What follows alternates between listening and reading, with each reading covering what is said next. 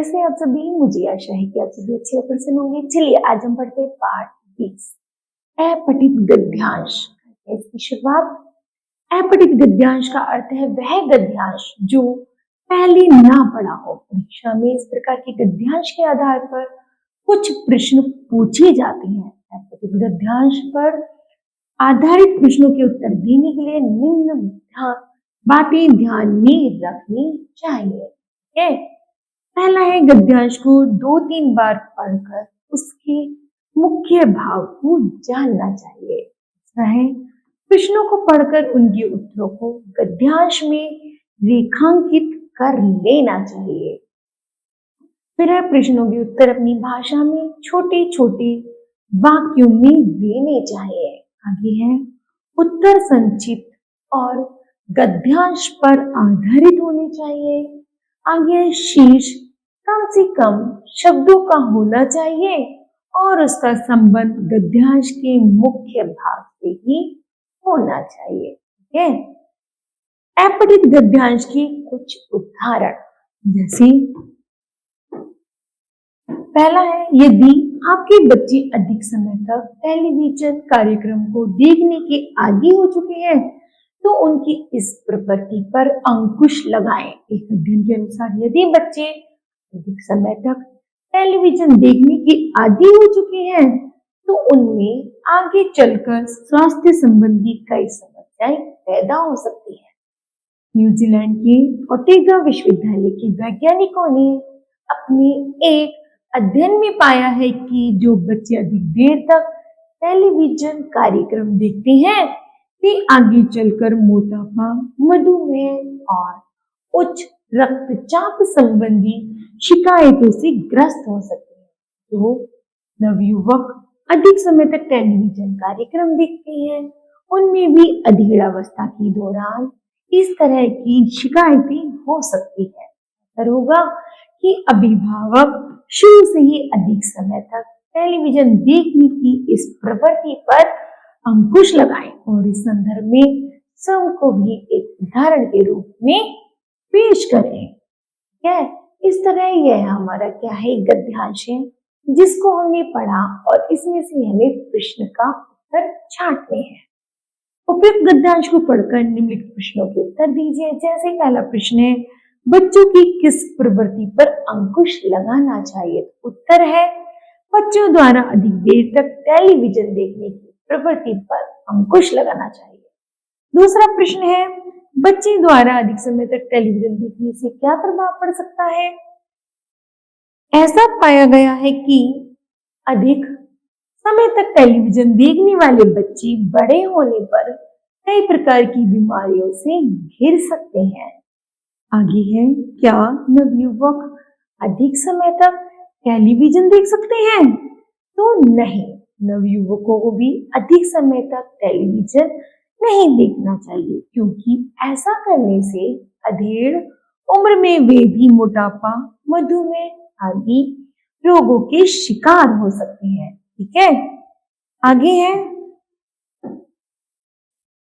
इस गद्यांश का उपयुक्त शीर्ष दीजिए तो टेलीविजन के दुष्प्रभाव। ठीक है।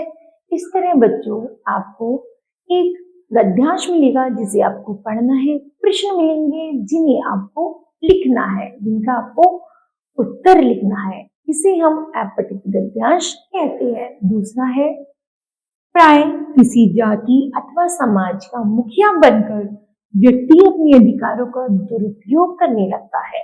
यह धन संपत्ति से पहले अपनी ओर अपने सगे संबंधियों का घर भरना चाहता है। उसकी इस स्वार्थ वृत्ति को देखकर उसके मातहतों का विश्वास उससे उठ जाता है। फिर अनेक समस्याओं का जन्म होता है।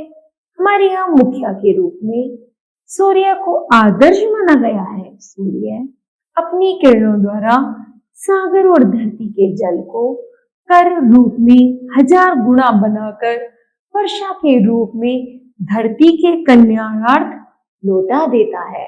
ठीक है। गद्यांश है व्यक्ति अपने अधिकारों का दुरुपयोग कब करने लगता है? जब वह समाज का मुखिया बन जाता है। जब वह किसी जाति समाज का मुखिया बनता है तो वह अपने अधिकारों का दुरुपयोग करने लगता है। दूसरा है मातहतों का विश्वास अपने मुखिया पर से कब उठ जाता है?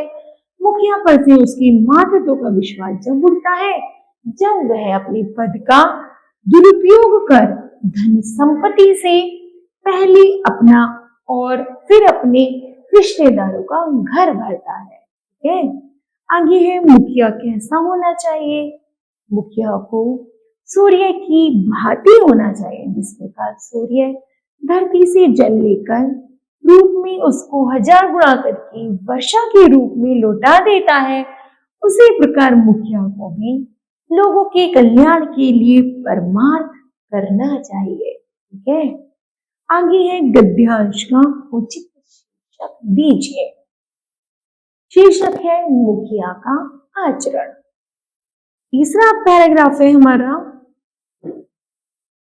भारत एक विशाल देश है जो अनेक भौगोलिक भूखंडों में बटा हुआ है, जिसमें अगणित जातियां निवास करती हैं। ये भिन्न भिन्न धर्मों में विश्वास रखती हैं। उनके सामाजिक रीति रिवाजों, भाषाएं, वेशभूषा और खान पान भिन्न भिन्न है। इन सब भिन्नताओं के होते हुए भी भारत हमेशा एक राष्ट्र के रूप में भावनात्मक एकता में बंधा हुआ है। इसका कारण है देश के शक्तिशाली संस्कृति। संस्कृति ही मनुष्य को परस्पर भावनात्मक स्तर पर जोड़ती है। उपयुक्त गद्यांश को पढ़कर निम्नलिखित प्रश्नों के उत्तर दीजिए। पहला है, भारत में क्या भिन्नता पाई जाती है? तो भारतीयों की रीति रिवाजों, भाषाओं, वेशभूषा और खान पान में भिन्नता पाई जाती है। दूसरा है, भिन्नताओं की होते हुए भी भारत एक राष्ट्र के रूप में किस प्रकार बंधा है?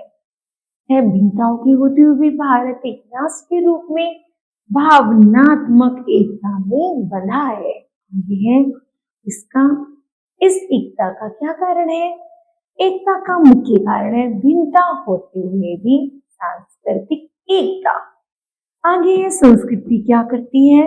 संस्कृति मनुष्य को आपस में भावनात्मक स्तर से जोड़ती है।